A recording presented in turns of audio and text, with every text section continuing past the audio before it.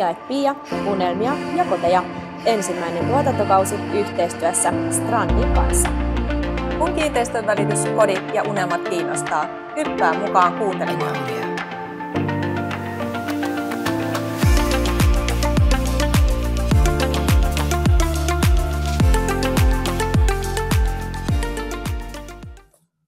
Tällä kertaa meillä on aiheena asunnon myyntiprosessi. Eli näin myyt asunnon myyjän näkökulmasta tietysti. Kyllä. Pitäisikö meidän ihan alkuun miettiä, että mistä se niin kuin lähtee se myynnin tarve? Minkälaisia erilaisia myyntitarpeita siellä se voisi olla niin kuin taustalla? Niin, siis on tosi erilaisia. Siis ylipäänsä niin ehkä se myynti ei kato markkinaa tai vuoden aikaa tai muita tällaisia tilanteita, mutta ehkä pakottavia tarpeita voi siis tulla paljonkin ja varmaan monella onkin sitten se syy, että miksi lähdetään myymään. Että siellä voi olla vaikka joku avioero tai asunto käy liian pieneksi ja tarvitaan lisää huoneita tai sitten vaikka työpaikan vaihdos eri kaupunkiin, niin sun on niin kuin pakko vaihtaa asuntoa.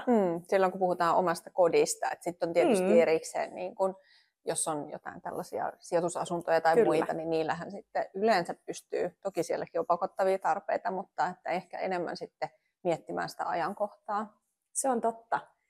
Joo, ja tosissaan niin kuin ehkä nämä niin kuin omista tarpeista lähtevät asunnonmuutosprosessit, niin ne ei niin kuin katso sitten tarkemmin sitä, että paistaako nyt aurinko ja saadaanko kivat valokuvat ja niin kuin mikä on vuoden aika, tai onko nyt hyvä tai huono hetki myydä, mikä on ollut tässä viime aikoina tosi paljon tietysti tapetilla, että onko nyt hyvä vai huono markkina myydä. Mutta fakta on se, että ihmisten tarvii jossain asua ja monesti niitä tarvitsee sitten vähän uusia niitä elämän tärkeimpiä paikkoja jostain syystä. Kyllä. Ja me voitaisiin nyt käydä sitten vähän läpi, että miten se koko prosessi tapahtuu. Jos siellä on nyt joku esimerkiksi kuulijoista miettii, että hei, että meidän pitäisi myydä, mutta ei osaa yhtään ajatella, että mitä pitäisi tehdä. No kyllähän siinä niin kun oikeastaan lähtökohtaisesti välittäjä voi auttaa. Eli ei välttämättä tarvitse ollakaan niin kuin tietoinen kaikesta ja kaikista koukeroista ja mitä siinä niin kuin tapahtuu tai tietää oikeastaan ylipäätään mistään. Kyllähän se niin kuin on sitten, siinä tulee niin kuin se välittäjän rooli aika vahvasti sitten, että kyllähän me opastetaan siinä prosessissa sitten myöskin. Kyllä. Eli tavallaan voi sitten, varmaan se ensimmäinen steppi on sitten kuitenkin se välittäjän valinta. Voi ottaa yhteyttä, vaikka ei olisi ihan varmakaan vielä, että lähdetäänkö myymään ja mitä se ylipäänsä tarkoittaisi, että jos me lähdetään myymään, miten se koko homma etenee. Ja monesti ihmiset ehkä sitten, kun menee arviokäynnille ja haastattelee, että no mikä teillä on nyt ajatus, että oliko tarkoitus myydä ja onko vielä seuraavaa hankittuna tai tiedossa, niin siellä saattaa just tulla se vastaus, että ei me oikeastaan vielä tiedetä mitään ja että tässä olisi nyt ajatus vähän katsoa, että paljon tästä asunnosta voi saada. Ja sitten välittäjän käynnin jälkeen ehkä ne ajatukset lähtee muhimaan siellä. Ja se on semmoinen ensimmäinen steppi, että nyt voidaan, että tästä voisi saada tällaisen hinnan ja prosessi etenisi näin, että lähdetään miettimään tarkemmin. Joo, ja näinhän se menee, että se välittäjä voi kutsua paikalle ja siitä ei mitään veloteta. Että se on ihan tämmöinen ilmainen arviokäynti. Eli vasta sitten siinä vaiheessa, kun tavallaan se välittäjä on valittu, niin siitä eteenpäin voi ajatella, että jotain maksuja tulee, mutta sitä ei tarvitse murehtia, että jos kutsuu nyt välittäjän kotiin, niin että sieltä tulee lasku perään. Ja just tämä, että sit kun se välittäjä on valittu, niin miten se sitten tapahtuisi? Me aikaisemmin kyllä vähän puhuttiinkin siitä, että meitä on hirveä määrä meitä välittäjiä, että miten sä voit valita sieltä just nyt sen tosi hyvän just sulle.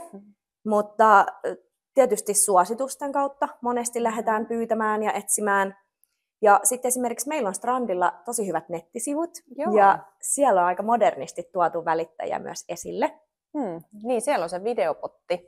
Eli siellä on sitten ihan meistä kaikista välittäjistä pienet videopätkät, missä me kerrotaan vähän itsestämme. Ja toki sitten myöskin siellä sivuilla on muutenkin esittelytekstit, että saa vähän niin kuin sitä tuntumaa, että minkälainen tausta välittäjällä on.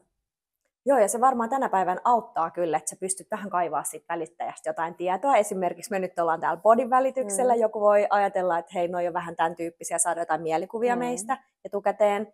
Ja just se, että on sitä videopottia ja muuta, mitä pystyy sitten hyödyntämään. Ja tosi monen välittäjällä on tietty somekanavat tänä päivänä, mikä varmaan auttaa tosi paljon myös siinä, että voi vähän stalkata etukäteen niitä välittäjiä. Ja ei ne ollut viime jaksossa, mutta jossain jaksossa kuitenkin käytiin vähän sitäkin läpi, että se henkilökemia on aika tärkeä. Siinä ollaan aika tiiviissä yhteistyössä. Että kyllä kannattaa toki siis valita välittäjä, joka on ammattitaitoinen ja tekee työnsä hyvin, mutta myös semmoisen vähän oman tyylisen ihmisen, jonka kanssa on sitten helppo työskennellä.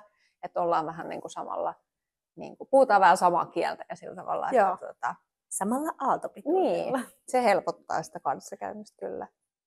Joo, eli sitten kun on valkattu se sopiva välittäjä tai ehkä useampikin välittäjä käymään, niin sitten tosiaan välittäjä tulee käymään ja keskustellaan sitten näistä ajatuksista, että miten homma voisi lähteä eteenpäin. Ja itse ainakin tosi paljon just kyselen aina myös sen niin kun, myyjän ajatuksia tulevasta. Että siitä saa aika paljon myös kiinni, että minkä tyyppistä välittäjää he ehkä hakisivat tai mitä he toivoo siltä välitysprosessilta. Mutta se on tosi semmoinen keskusteleva käynti, se arviokäynti. Tai itse mä ainakin uskon, että sä toimit varmaan aika samalla tavalla, että keskustellaan paljon sen asiakkaan kanssa. Joo, ja siis nyt sanoitkin, että tätä kutsutaan siis arviokäynniksi. Kyllä. Eli joo, aika lailla se menee kyllä ihan niin, että toki sitten jos on jo etukäteen puhelimessa esimerkiksi tai sähköpostilla tai miten vaan ollut kontaktissa, niin on voinut saada jo vähän tietoa siitä kohteesta ja sitten on voinut tehdä vähän taustatyötä, että niin kun tietää sitten, että ei mene niin kuin ihan ummikkona sinne, että vähän katsonut, että mitä sillä alueella on vaikka myynnissä ja mitä on myyty ja minkälainen alue, jos ei ole tuttuja ja yhtiöt ja näin. Että kyllä siinä niin kuin voi tehdä jo ennen sitä aika paljon taustatyötä myös, mutta sitten kun siellä ollaan, niin sitähän se on sitten, että antaa tavallaan sen ihmisen siellä, joka asuu siellä, niin esitellä sen kotinsa ensin ja sitten sen jälkeen vaikka istutaan alas ja keskustellaan sit siitä itse prosessista. Tokihan niin kun voi olla, että joku välittäjät toimii vähän toisella tavalla, että ensin istutaan alas ja puhutaan siitä prosessista ja sitten esitellään kotiin tai miten näin, mutta mulla on ollut näin tapana, että siinä jotenkin vähän tulee se, ihminen vähän rentoutuu siinä sitten, kun saa esitellä sitä kotia ja ihan omin sanoin niin tavallaan kertoa siitä. Joo, hauska. Siis tosi samalla tavalla toimitaan. Ja se taustatyö ennen kuin menee kohteeseen ja sitten tosiaan ensin kierrellään ja sitten istutaan alas. Joo. Ja tosiaan se on siis arviokäynti. Ja sen jälkeen sitten, jos myyjä vaikka pyytää nyt useamman välittäjän käymään, mutta sitten he lopulta tekee sen päätöksen ja valitsee sitten sen oikean välittäjän heille. Ja jos nyt ajateltaisiin, että joku valitsee meidät, niin me voitaisiin ehkä käydä läpi, että miten se prosessi just sit meidän kanssa täällä Strandilla nimenomaan ja meidän kanssa. Ihan peruutetaan. Vähän vielä. Eli siinähän sit siinä arviokäynnillä yleensä sit vielä käydään vähän läpi sitä hintaa. Eli niin tavallaan, että meillä sitten saattaa olla jo joku hinta-arvio siitä, no sitten siinä paikan päällä sen vielä näkee, ja sitten me istutaan alas ja tosiaan puhutaan siitä myyntihinnasta sekä siis myös meidän välityspalkkiosta. Joo. Että nehän on niin kuin tärkeät ja mitä kaikkea se sisältää myöskin se välityspalkkio, koska sekin saattaa olla erilainen, eli eri välittäjillä se toimintamalli. Kyllä. Ja sitten tavallaan se kriteeri, että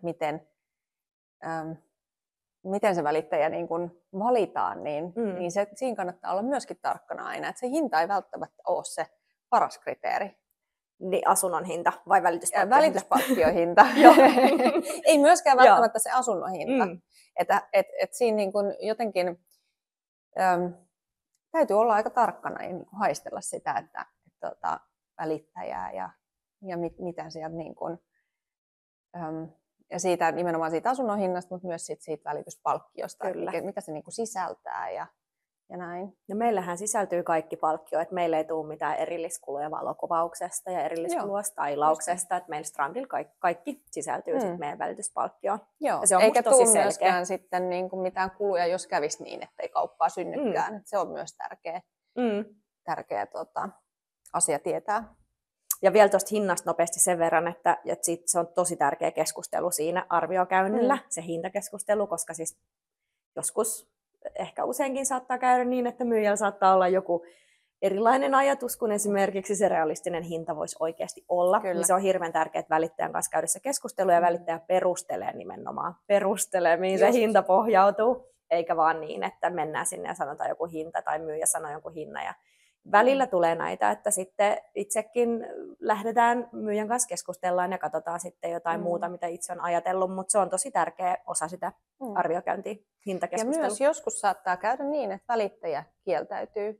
Että jos siinä sitten kun keskustellaan, että jos on niin kun näkemyserot on niin valtavat, niin kun, että kun on itse tehnyt sen arvion, joka perustuu siihen tietoon ja taitoon, mitä sulla välittäjänä on, mutta myyjällä jostain syystä on niin kun todella erilainen käsitys siitä, että mitä hän haluaa, niin kuin vaikka hintapyynnöksiä. Jos se vaikuttaa niin suurelta, että niin eihän siihen kannata ryhtyä, jos on sellainen olo, että eihän tämä mene kaupaksi tähän hintaan.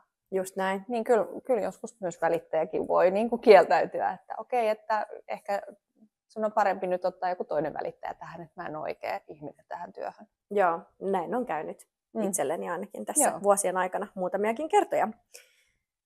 Mutta joo, mennäänkö sitten siihen, että jos joku päätyy meihin, niin miten homma etenee? Yes. No siis ihan ekana sitten tietysti tehdään sopimus, eli toimeksiantosopimus. Joo. Ja siinä nyt sitten tietenkin kirjataan ylös tavallaan ne pelisäännöt, että millä se asiakas valitsee meidät välittäjäksi, mutta niin kuin millä ehdoilla tavallaan. Ja kirjataan ylös tietenkin niin kuin kohteen tiedot ja sovittu välityspalkkio sekä sitten se kohteen sovittu hinta. Joo. Ja meillähän tehdään kaikki, pyritään ainakin tekemään sähköisesti. Joo. Ja itse ainakin niin olen siis vuosikaudet tehnyt sähköisesti. Ihan joskus alkuun on tehnyt muutamia paperisia toimeksiantoja. Ja tietysti sitten välillä on sen verran esimerkiksi iäkkäitä asiakkaita, että sitten tehdään niin kuin paperilla. Mutta pääsääntöisesti nämä kaikki hoituu siis sähköisesti ja pankkitunnuksilla sitten pystyy allekirjoittamaan. Kyllä.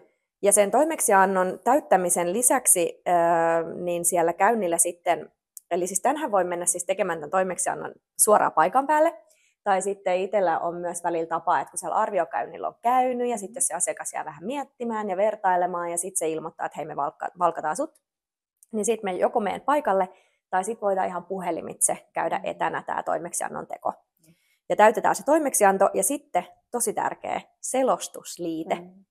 Ja tämähän on siis sellainen liite, mikä kertoo sitten siitä asunnosta ja sekä taloyhtiöstä, jos on osakehuoneisto kyseessä, ja sitten siitä kiinteistöstä, jos on omakotitalo vaikka, niin tosi tärkeät tiedot. Kaikki asunnon myöskin materiaalit, remonttitiedot, ihan kaikki mahdollinen, mitä vaan tulee mieleen. Kaikki vastiketiedot ja kaikki omakotitaloissa on hirveän tärkeää tietää, minkälaisia kuluja siellä on. Et kaikki tällaiset kirjataan sen myyjän kanssa ylös, ja tämähän vie kyllä hetken aikaa.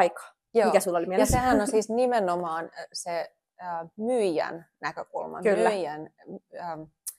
myyjän tietoon perustuvat asiat. Kyllä. Eli niitä ei nyt tässä vaiheessa sitten kerätä mistään muualta dokumenteista tai mistään. Eli vain se, mitä se myyjä osaa kertoa siitä kohteesta. Ja tämähän tulee sitten myyjälle allekirjoitettavaksi. Ja tämähän on sillä tavalla kaksivaiheinen, että sitten lopuksi ennen näyttöä niin itselläni on tapana vielä sitten se virallinen esite allekirjoituttaa sähköisesti myöskin asiakkaalla, jolloin siinä on sitten vielä ne niin sanotut minun lisäämät tiedot sinne. Ja sitten siinä kohtaa tiedetään, että mitä asiakas on kohteesta kertonut ja mitä sitten välittäjän selonottovelvollisuuden myötä on sinne sitten lisäilty.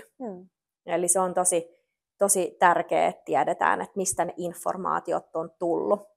Ja lähinnä ehkä senkin takia, että jos joskus tulisi jälkikäteen jotain, niin sitten meillä on niinku faktaa siellä, että mistä mikäkin tieto on saatu. Kyllä. Ja se on ihan niinku myyjän sekä meidän selustan turvaamiseksi, niin tämä selostusliite on tosi tärkeä juttu. Joo. Ja tosi tärkeä nimenomaan käydä se asiakkaan kanssa läpi, sen myyjän kanssa läpi.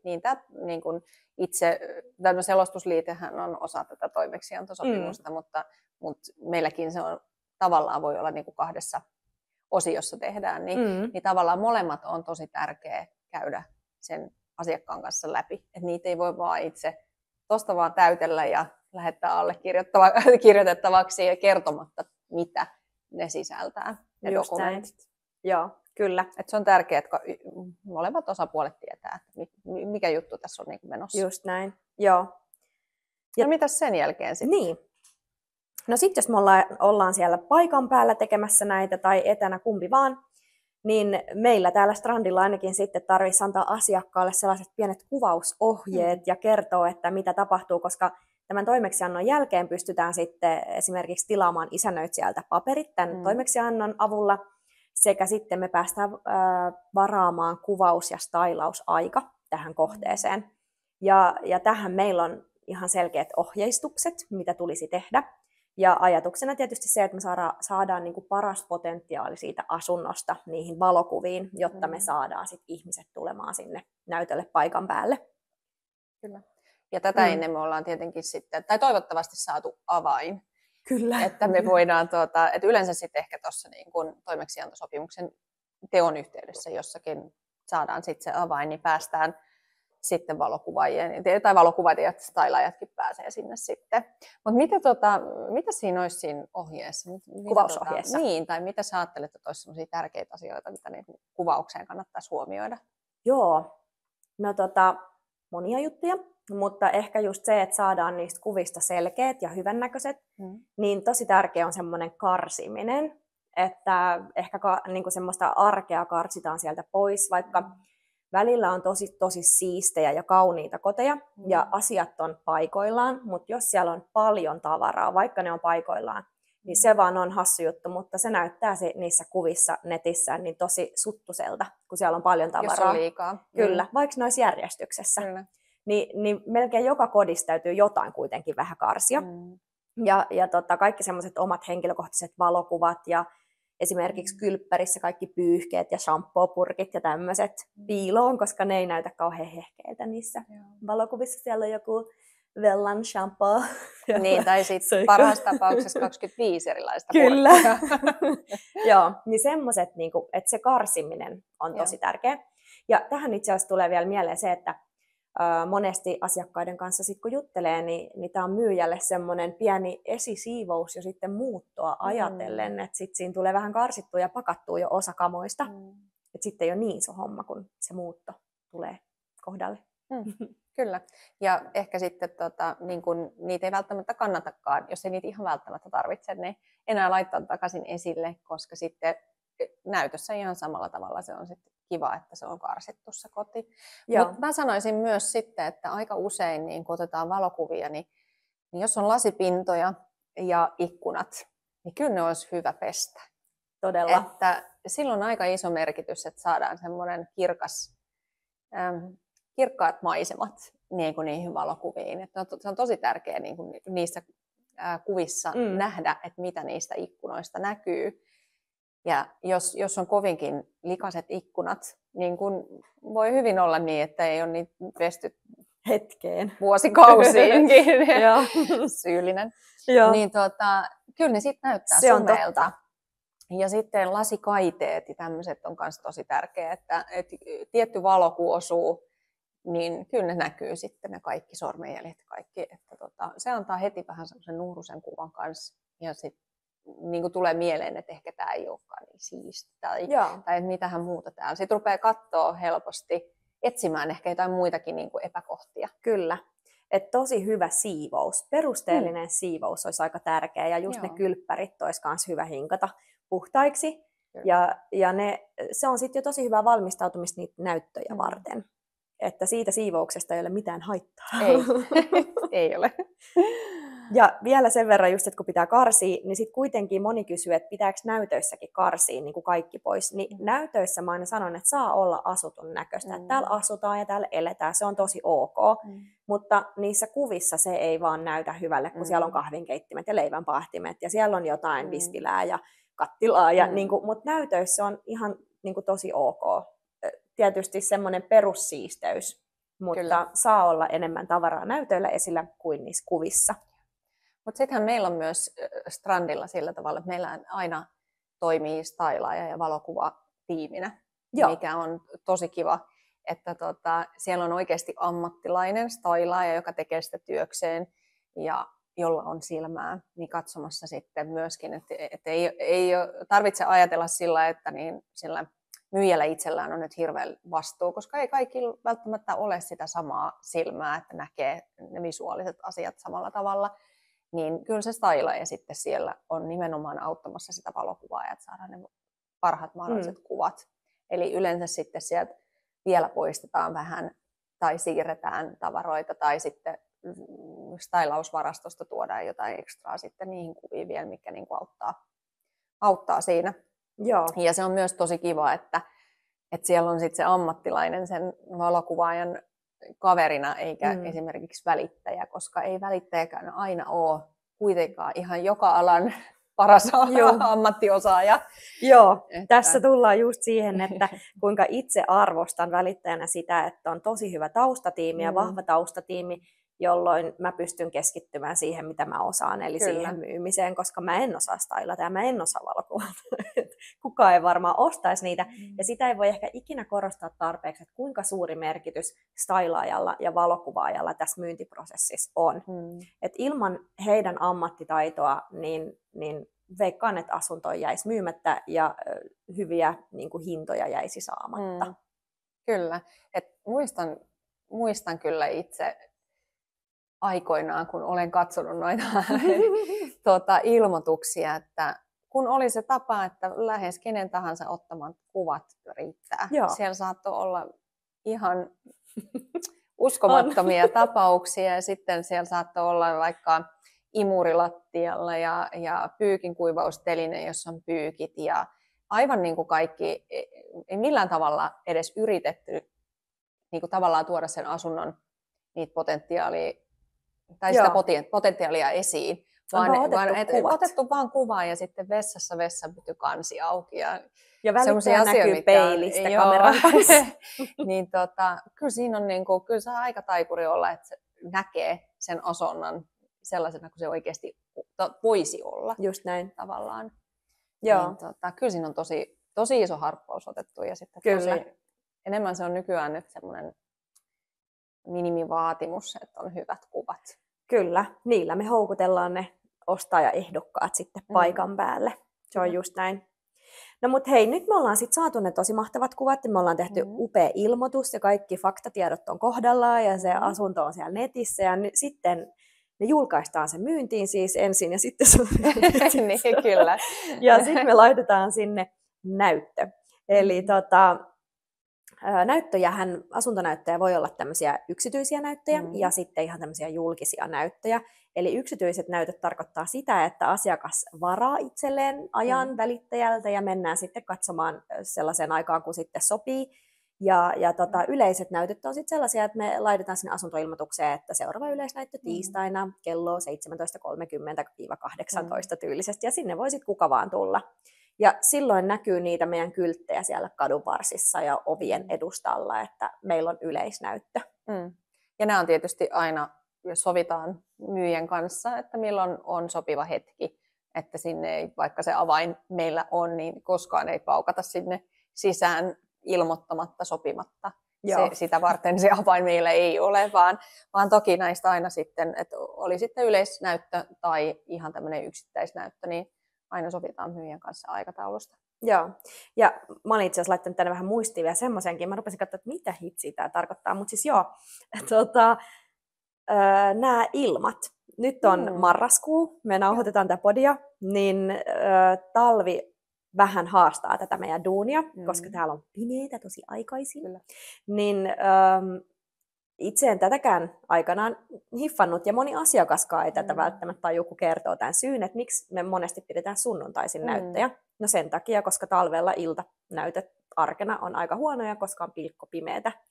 Niin helposti sitten talviaikaan ne näytöt on sunnuntaisin just sen takia, että siellä näkee jotain. Edes pieni valopilkahdus. Se on tosiaan, jos on säkkipimeätä, niin on aika vaikea, vaikka olisi ihan kerrostaloasuntokin, niin aika vaikea on niinku hahmottaa sitä ympäristöä ja sitä näkymää ikkunoista ja parvekkeelta. Kyllä. Ja sitten taas kesäaikaan niin on tosi helppo pitää melkein milloin vaan niitä näyttöjä. Et melkein itsellä on silleen, että asiakkaallekin kerron, että sitten kun tulee joku huhtikuu, niin voi alkaa pitää taas jo niitä arki-iltanäyttöjä. Silloin pääsääntöisesti monesti pidänkin arki-iltoina. Ja sitten kun mennään kesää kohden, niin ne sunnuntainäytöt on silleen huonoja, koska ihmiset on paljon mökeillä täällä päin Suomea ainakin sit saaristossa ja on festareita ja kaikenlaista, että ne sunnuntainäytöt on loma-aikoihin vähän kehnoja. Joo, kesäviikonloput on aika vähissä. Joo, niin silloin kyllä on aika paljon muutakin tekemistä kuin juosta asuntonäytöillä. Se on totta. Kyllä. Et sen takia tämä sunnuntai-painotteisuus niin kuin talviaikaan, koska illat ovat pimeitä. Joo, tämä on itse asiassa asia, mitä mäkään en ole koskaan ajatellut sen tarkemmin, että miksi se on näin. Vaan ennen kuin siis ryhdyin kiinteistön välittäjäksi, että jotenkin oli vaan semmoinen käsitys, että no, sen on joku joskus päättänyt, että näin, että sunnuntai on hyvä päivä tehdä asuntokauppaa. Just näin. Mulla oli ihan sama, en mäkään tajunnut. Mutta sitten mä oon ymmärtänyt, että tämä oli uskoakseni ainakin se pointti, ainakin omassa toimintatavassa. Mutta toisaalta nyt oli pari viikkoa, tai viikonloppua takaperin oli isänpäivä sunnuntaina, niin mä pidin ainakin pari näyttöä lauantaina ja ihan hyvin toimi myös lauantaina. Kyllä, joo. Se on totta. No hei, sitten me ollaan siellä näytöillä ja me pidetään ne esittelyt ja sitten me infotaan ostajaa kaikella parhaalla mahdollisella tavalla ja toimitetaan kaikki faktatiedot kohteesta ja ehkä välillä vähän selvitellään kaiken näköisiä selvitystöitä ja ynnä muita. Ja kun ostaja on kokenut, että hän on saanut tarpeeksi infoa ja on ihastunut siihen kohteeseen ja haluaa tehdä tarjouksen, niin sitten me ehkä voidaan käsitellä tätä tarjousmenetelmää enemmän toisessa jaksossa, missä meillä on teemana, että näin ostat asunnon. Joo, kyllä. Mutta lähinnä tässä myyntiprosessissakin on tosi tärkeä vaihe tietysti tämä tarjousneuvottelu. Kuinka usein käy niin, että siellä itse näytöllä joku tekee tarjouksen? Vai onko se yleensä niin, että sieltä lähdetään kuitenkin vähän niin kuin pohtimaan ja miettimään ja palataan asiaan? Kyllä mä sanoisin, että ei koskaan. Itse asiassa. No, siis, kun sanoin, niin mulla oli pari päivää sitten tämmöinen yksityisnäyttö. Joo. Ja siellä sitten paikan päällä hän teki suoraan siinä tarjouksen. Joo, yksityisnäytöt on ehkä se, niin kun, se on niin kun helpompi, mutta sitten jos on yleisnäyttö, niin sitten ihmiset, suomalaiset varsinkin, kun ei halua, että kukaan kuulee yhtään mitään, niin sitten ollaan silleen, että me palataan asiaan. Joo, tosi kiva. Just näin. Joo. Kyllä. Niin, mutta kyllä siellä näytöllä aika hyvin aisti jo, että kuka voisi olla semmoinen potentiaalinen tarjouksen tekijä. Kyllä sen aika hyvin näkee niistä ihmisistä, että minkälaisia fiiliksiä niillä on. Ja siitä päätellä siitä, että minkälaisia kysymyksiä siellä kysytään ja kuka on mittanauha kädessä mittaamassa, että mahtuuko mun sohva tähän ja näin. Toi on aina hyvä merkki. Joo. Ja siis tarjouksista vielä sen verran, että osa sanoo, että hei, me tullaan tekemään tarjous.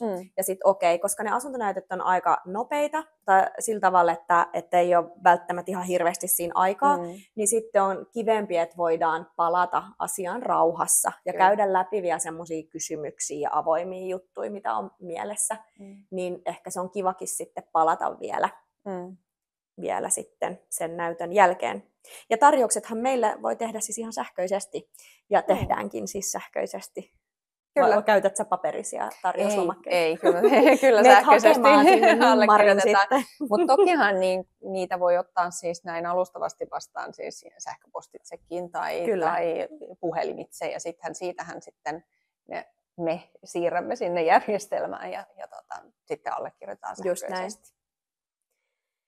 Jes, no hei, tarjous, sitten siellä saattaa olla jotain ehtoja, esimerkiksi lainansaanti, mitä ostaja sitten omalla tahollaan selvittelee. Sitten siellä voi olla esimerkiksi kuntotarkastus tai kosteusmittaus, näitä paljon tulee ja sitten niitä varaillaan ja ne tehdään ja yleensä sitten ne johtavat kauppaan näistä tarkastuksista huolimatta. Joo, ja nämähän on yleensä sitten sopimusasioita ja pääsääntöisesti myyjä sitten järjestää sen, myyjäpuoli siis järjestää sitten sitä aikataulua tai sitten välittäjäkin saattaa, mutta yleensä myyjä. Ja joo, siis itse asiassa mulla on tähän, mä yleensä olen se, joka mun asiakkaille järjestää. Okei, Joo. joo. Eli siis just, että jos on vaikka kuntotarkastus tai kosteusmittaus, niin käydään molempien osapuolien kanssa läpi, että mikä firma olisi hyvä, koska se pitää olla myös semmoinen puolueeton. Mutta sitten mä yleensä varailen sen, koska mä tiedän, että kaikki välittäjät ei ole niissä tarkastuksissa paikalla, kosteusmittauksissa tai kuntotarkastuksissa, mutta mä itse koen, että mä haluan aina olla.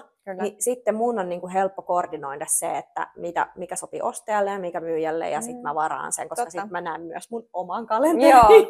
Joo, mä haluan myös itse olla paikalla, mutta sitten täytyy vaan aina muistaa, jos välittäjä varaa, niin sitten, että kenen nimiin se tavallaan tulee, ettei tavallaan välittäjä ei voi itse sitä varata välittäjän roolissa. Niin, miten tämä sanotaan kauniimmin tai siis selkeämmin? Niin, että just näin, että se päätetään yhdessä, keneltä se asia tilataan, ja sitten välittäjä voi toimia sanansaattajana niin sanotusti. Ja sitten sieltä yrityksestä lähtee aina tilausvahvistus. Niin, mutta että tilaajana toimii sitten joku muu kuin välittäjä. Juuri näin. Tilaaja on sitten se ostaja ja myyjä. Monesti kun ne menee puokkiin, niin sitten tulee, mutta et välittäjä... Tätä tarkoitin. Joo, juurikin näin. Mutta sitten just se koordinointi on varsinkin kun mä haluan olla itse paikalla. Joo, niin sama. No totta. Sitten se on helppo koordinoida, mutta näitä tapoja on erilaisia. Joo. Kyllä. Ja no sitten me ollaan käyty siellä tarkastuksessa, kaikki on mennyt hyvin, ja sitten se tarjous johtaa kauppaan. Yeah. Eli sitten kaupan teko, ja me välittäjänä tehdään sitten kauppakirjat etukäteen. Kyllä. Lähetetään ne tarkastettavaksi, siis osapuolille, ja saa molemmat lukea läpi ja katsotaan, että siellä on kaikki kunnossa ja niin kuin kukin on sen tarkoittanut. Juurikin näin.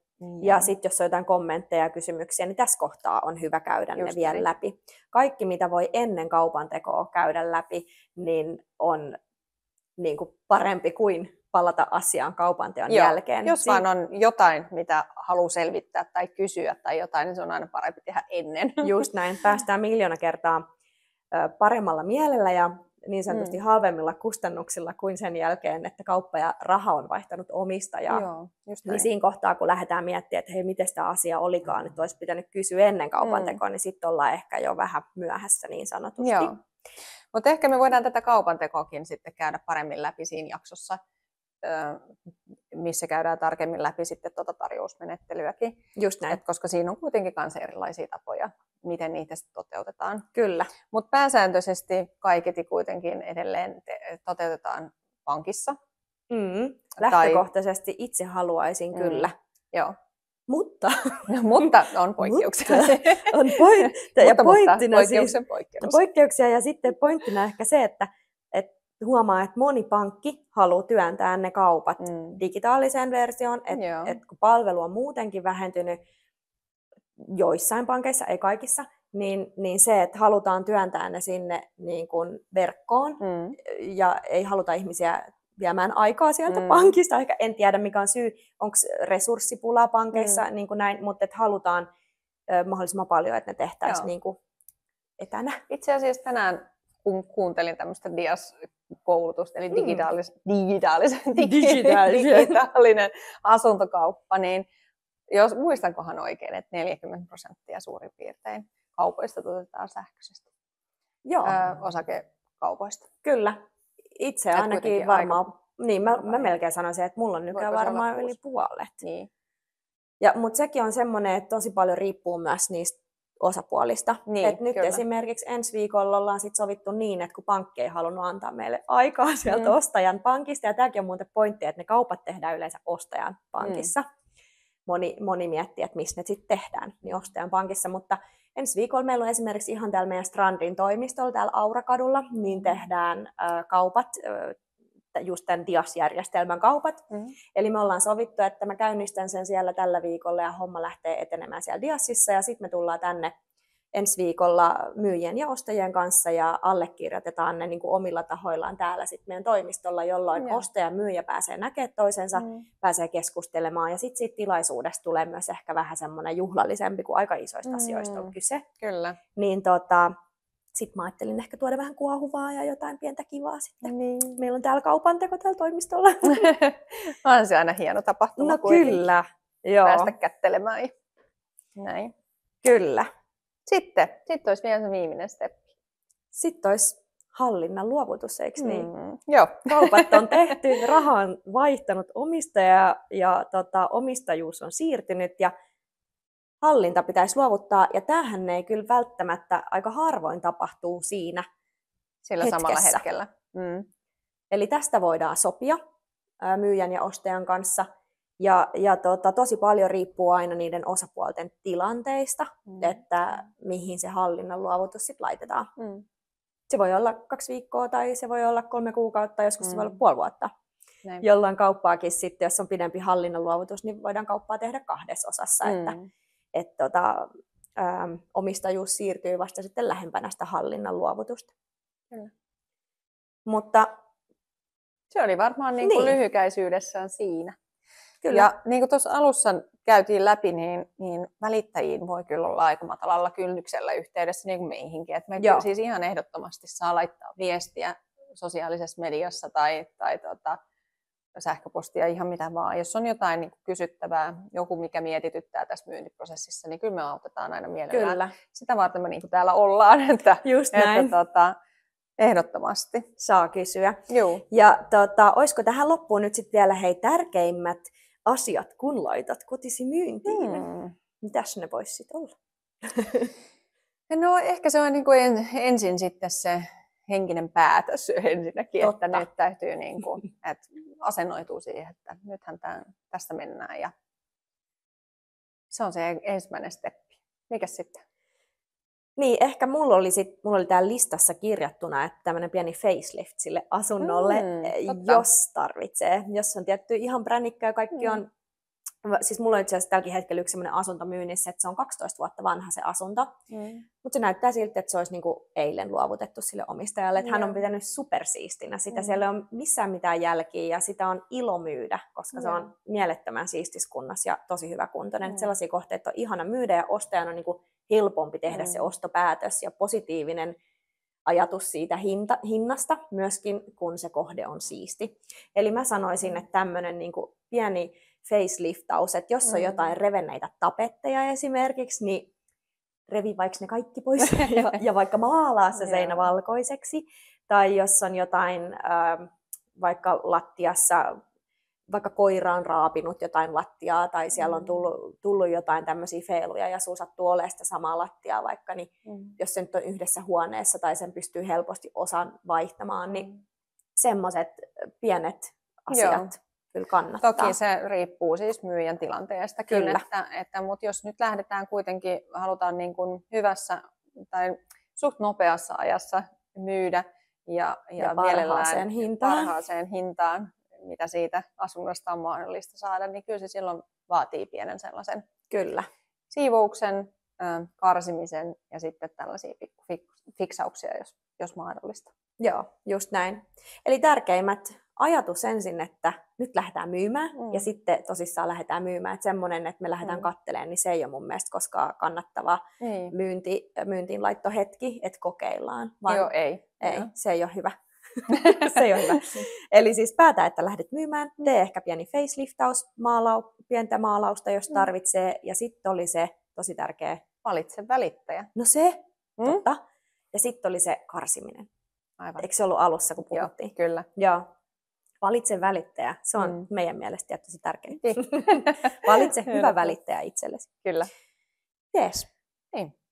Ensi kerralla käydään sama homma läpi ostajan näkökulmasta. Eli jos joku on ostamassa siellä teistä kuuntelijoista, niin kannattaa kuunnella. Meillä on täällä jopa yksi vieraskin paikalla. Olla vieras, joo. Ja ehkä käydään vähän yksityiskohtaisemmin sitten niitä steppejä läpi. Nimenomaan sitä tarjousmenettelyä ja kaupan tekoa nyt ylipäätään. Niin. Kyllä. Jes. Hyvä. Kiitos tästä. Kiitos kun kuuntelitte ja ensi kertaan. Kiva kun jaksoit kuunnella tämän jakson. Kun kiinteistönvälityskodit ja unelmat kiinnostaa, hyppää matkaan mukaan. Missä ikinä meitä kuunteletkaan, ota meidän podi seurantaan. Meidät löydät myös YouTubesta sekä Instasta nimellä Mia-Pia. Mia 1 ja Pia 2 iillä. Ensi kertaan! Ensi kertaan!